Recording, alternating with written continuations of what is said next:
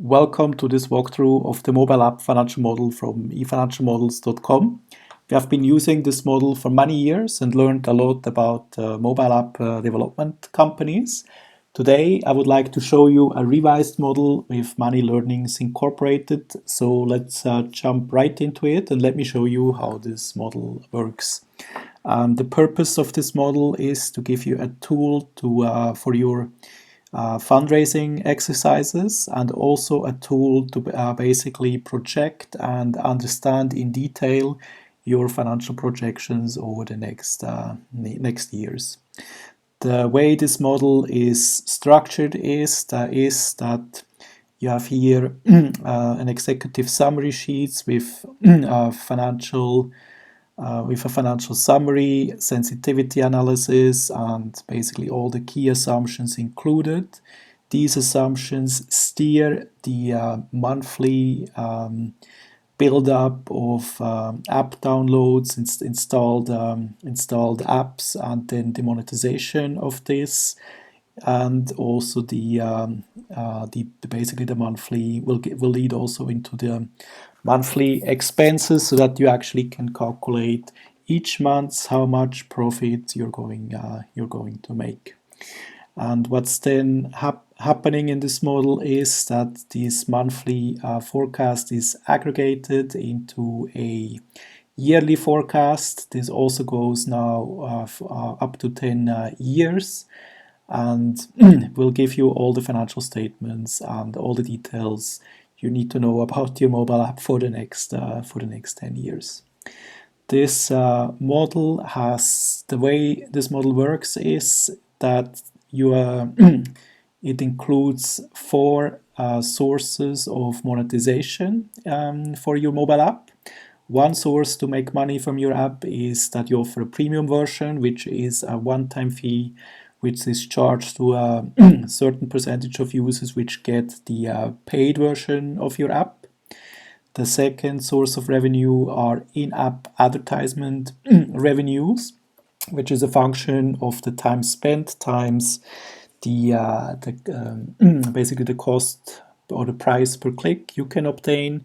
In-app purchases, which is also a function of time and basically the average order value of that in-app purchase. And another model, a bit more complicated, is a subscription model, when you turn your active users into subscribers. And this basically is all covered in this financial model. So let me take you through some use cases, what you can do with this model. So the first case I want to talk about is to project the number of downloads. And what you need to do here is you search basically here for the projections of you see here new app downloads and basically the installed apps. And the way this works is that you have two sources where downloads can come from. One is from paid ads and one is from organic downloads. And what we can do here now is, first we can change the assumptions for organic downloads. And you see, if I change here that I get, for instance, here 2000 downloads, I can basically here start to manipulate this forecast of new app downloads. I can also play with the growth rates and basically fine-tune this as much as I like till I get the number of downloads correct. So each year I can fine-tune this, and the idea is that this figure of new app downloads makes sense to me. So we'll go on and basically manipulate this till I have a forecast which I think this should start to make sense to me. Then another aspect is, if you get downloads, it means that people have downloaded the app, but the question is how many people are actually going to use the app. Because the more people use the app, the more time is spent inside the app, and the more revenues you can generate from in-app monetization, advertisement. You also have a better chance to convert people into into customers if you keep them longer occupied inside your app. So the way this works is that after forecasting a number of downloads, we need to estimate how many of installed apps actually remain active, and we have here a basically a forecast where we can simply change if it's, for instance, 50 or 40% of all apps out will be result in active users. I can now start to manipulate this up or down as I like. Another variable to look at is the churn rate. When there will also be some users who actually, because there are a lot of apps out there and the space on our smartphones is pretty limited, so it's quite competitive, and sometimes people will clean up their smartphones and they will throw out the old apps they have downloaded.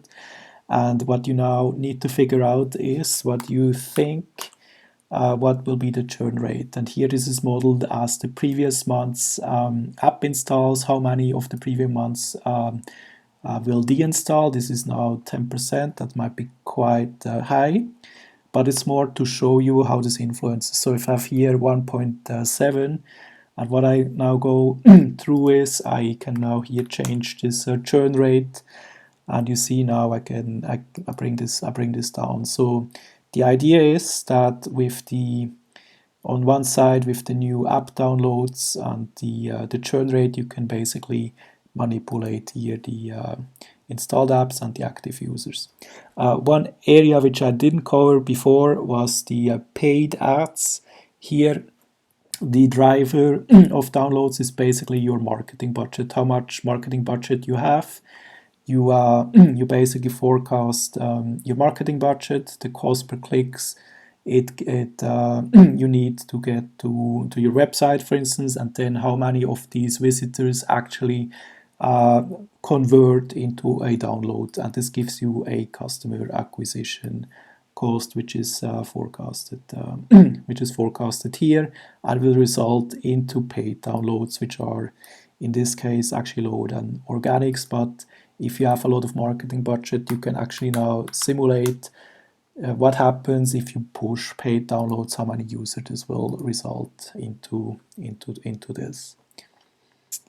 The next application in this financial model I would like to show you is the user lifetime value and how it compares to the customer acquisition costs. Just to wrap up, if we are running a paid marketing campaign, we have to pay a certain price for cost per click, and we get a certain conversion which results in the customer acquisition costs. In this case, it costs us $10 to acquire one user or one download for the app, and depending on how this goes, we can build up here a projection how we expect this this cost to develop. If we now look at the chart, we know here this will be our customer acquisition cost we expect. Now, in order to run a paid marketing campaign, we need to know what is the value we can get when acquiring one user. In order to do this, we need to analyze the customer lifetime value and basically go through all the sources of revenues and add up how much revenues we think we can generate on average for one new user. The way to do this is this worksheet, a user lifetime value. We basically project here, we start with one user, we include our factors of churn and of active users over time, and basically project how much of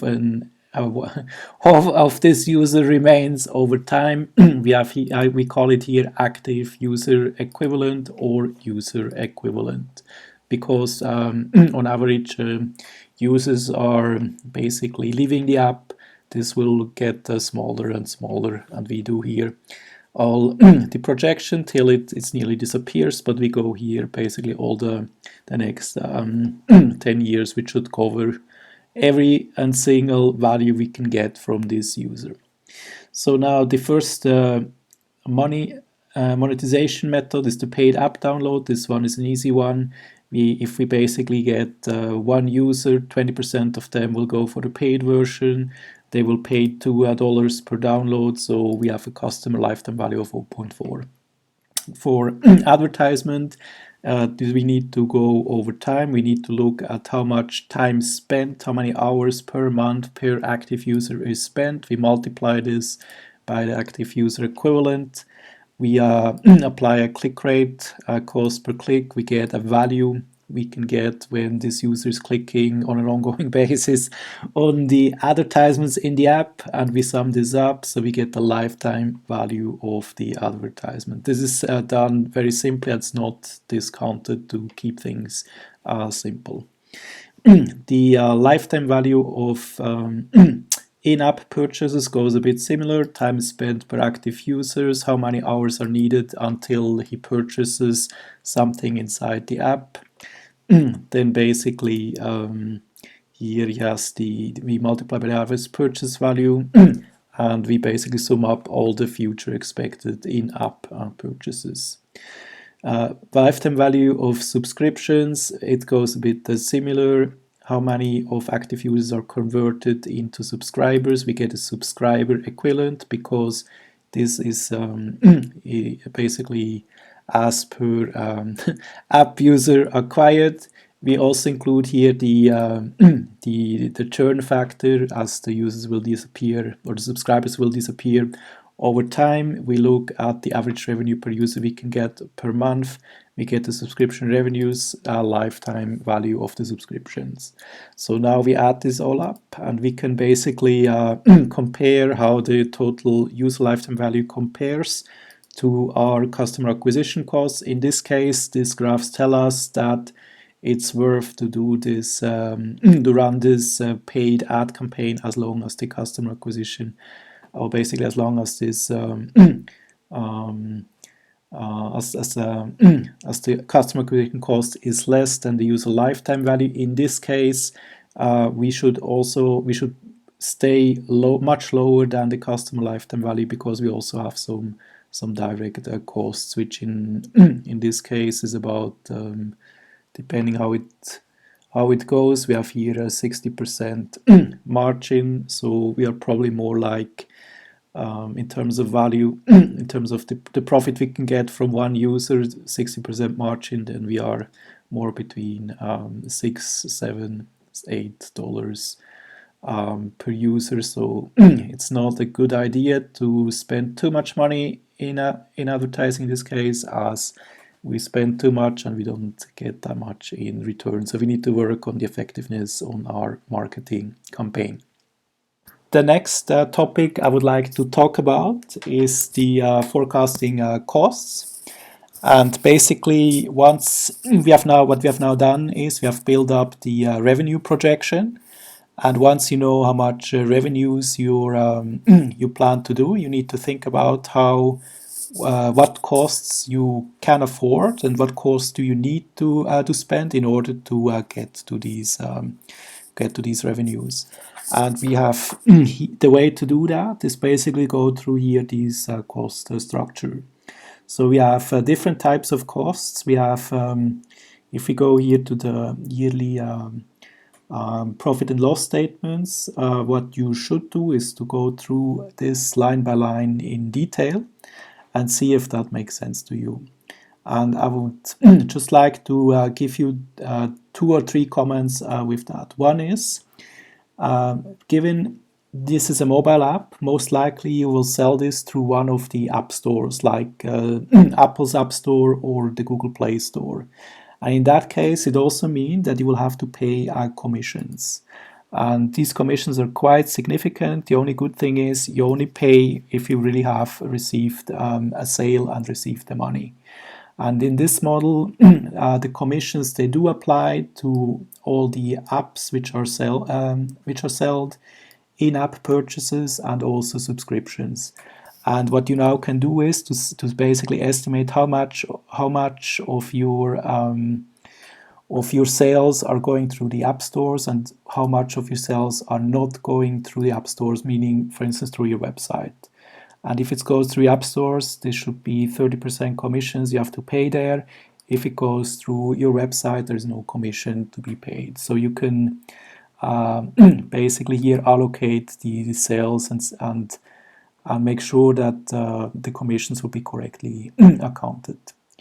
The further assumptions on the cost side will be the direct costs. If you have costs for hosting, servers, or anything else which is directly related to either to the active users or on a per month, you can simply input that here. Your employee and salary costs, here there is a model to to basically forecast the headcounts, and together here with the salary level, this will be basically processed and will be calculated how much this this will lead up to, and will show up here in employee expenses. Then the rest, just to to finish this, will be operating costs. Employee expenses we have already talked about. They show up here. There will be different depending on companies. Your cost items might be slightly different, but what you can do is you can simply change the labels here and insert your costs. One cost which is automatically here are your marketing costs. This will be taken from your paid ads budget, which should also show up as a cost. And this basically will give you the costs, and now you can manipulate and play around with these figures until you have a forecast where this makes sense. And here the figure to look at is EBITDA. If you believe with this revenue and assuming all the costs you've assumed that this EBITDA is plausible. If not, go back and try to figure out which of these costs might be too aggressive or too conservative and change them. That's a quick way to build that. Then once you have done this, you can do the same thing also with capital expenditures. I'm not going through that in detail, but after you've gone through the assumptions here, the main question now is, which brings us to the next use case, is to figure out if your project makes financial sense to do it or not. And the way to do that is to look at the metrics of your project. And this is basically the way to look at it. You need to do a IRR calculation or NPV calculation and figure out what's your profit when doing this project. And what we have done here is we have here on the yearly financial projections, we have here a schedule where we calculate the project IRR based on the free cash flows to firm. So we look how much profit we make from the app, how much we need to invest in net working capital. Here it's positive because we have a lot of subscriptions where we get the money earlier than what we need to spend. This is pretty good here. We need to account the capital expenses and the investment in software development costs, and this will give us a cash flow stream. And then at the end, we assume that we will sell the project within a certain period of years. So this will give us an exit value, which is, in this case, it's a multiple of the EBITDA. So it's a 10 times multiple based on a 1.1 million EBITDA. And this will now result, in this case, into a project IRR. We can calculate what's the funding required, the profit, and we'll also, here we also have a model to calculate the NPV if of interest. And as you can see here, this project IRR is pretty good. If it's above 12%, it starts, as a rule of thumb, it starts to be attractive. This is higher than that. If you use financial debt, we have here financial debt assumptions in there, then the IRR can be pushed more up. The other metrics to look at, this project reaches break-even EBITDA in 52 months. That's within 5 years. And also the project even can pay back should be able to pay back some of the free cash flows. And this answers it. This means this project is pretty feasible to do. The next, which brings us now to the next question is, this means in order to do it, how much financing is needed and from where can we get that? So the first figure to look at is the required funding. We have calculated in previous sheet, in the yearly sheet, what is the minimum project funding required.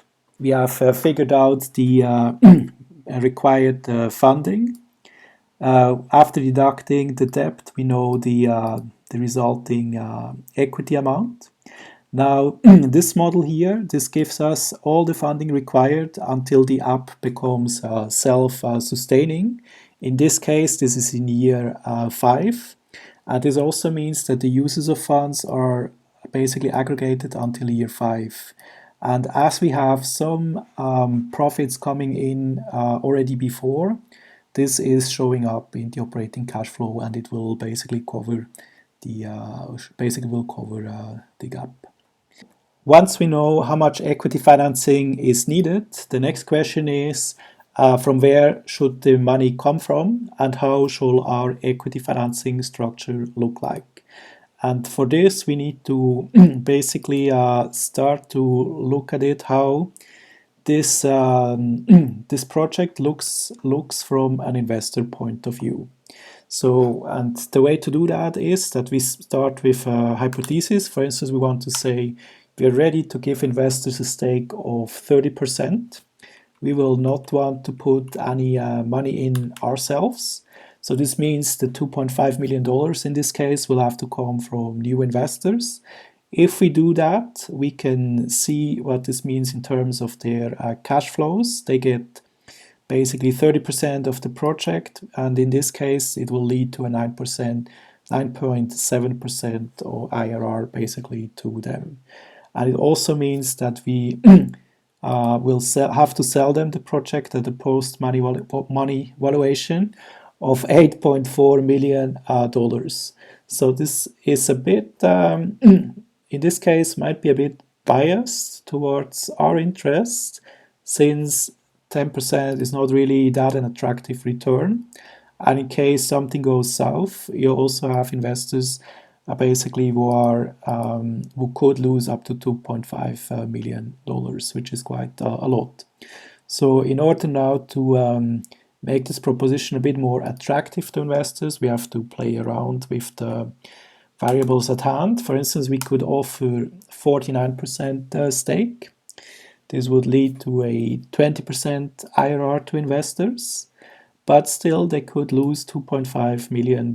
And since we don't put any money in, we have nothing to lose. So one argument they could bring forward is you have to have a bit more skin in the game.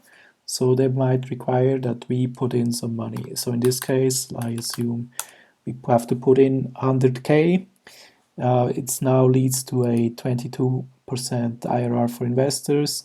If we succeed, our IRR will be higher because we have only put in 100,000, but we get, in this case, 51% of the project. Important to note also is that these $2.5 million are not put in all at once. They're put in here over time, so we can use this schedule to further negotiate our arrangements with investors. Another application in this financial model is this sensitivity analysis. In the executive summary, we have here a section called sensitivity analysis, where you have a variety of tables.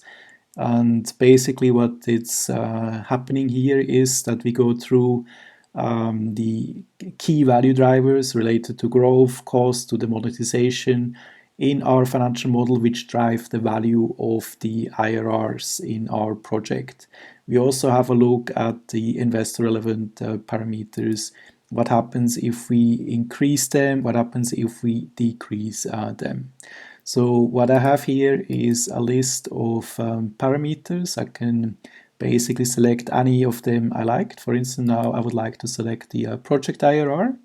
So the project IRR comes from the financial feasibility metrics up here, which basically tell me that without taking into account the bank financing aspects nor the equity split aspects, I just look at the project as it is, which gives me a 35% IRR. And now I would like to know what happens if you basically change some assumptions to the worse or to the better. So the first step I'm going to do is to make sure that these tables are all updated.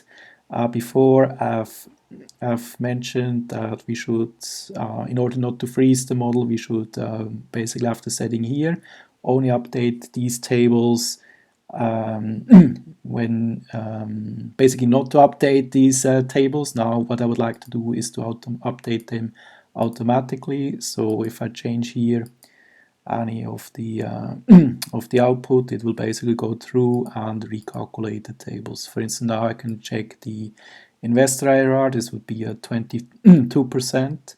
And now the tables are updated to basically tell me what happens if any of these factors are increased by 10-20% or decreased by 10-20%. So I always have each table has two factors. So now what I'd like to do is I go back to the project IRR.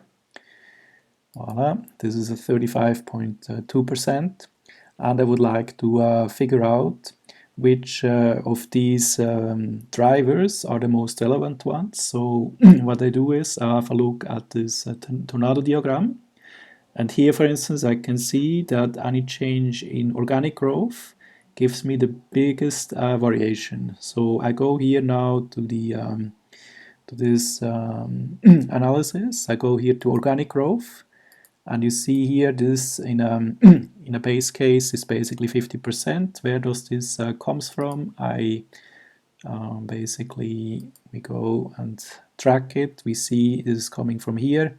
So what's happening here is we enter a growth assumptions for organic downloads received per year, and the increase in that. And here basically we have we basically scale the growth rate by by this factor here. So I can go either I scale it to up to 120% or I scale it down to only 80%. Sorry, it's basically the same here, but this means instead of 50%, this growth rate would be 40 in the worst case, and the best case would go 60. And now what you can see is that the project IRR would jumps quite a bit if I use that assumption. And the other way to quickly check is to actually put it here. It is now updated, but basically you see 120% leaves me with 54% IRR. So now if I go back on and now I'm back at 35%. So this basically gives me a good check to understand what is important, what is less important in this financial model, and to basically further put put more thought in it and try to fine-tune this forecast to increase its accuracy. Okay, so I hope this this walkthrough was useful. If yes, please give it a thumbs up. Don't forget to subscribe to this channel and visit our website efinancialmodels.com. A link to the model is included in the description below. Thank you for watching.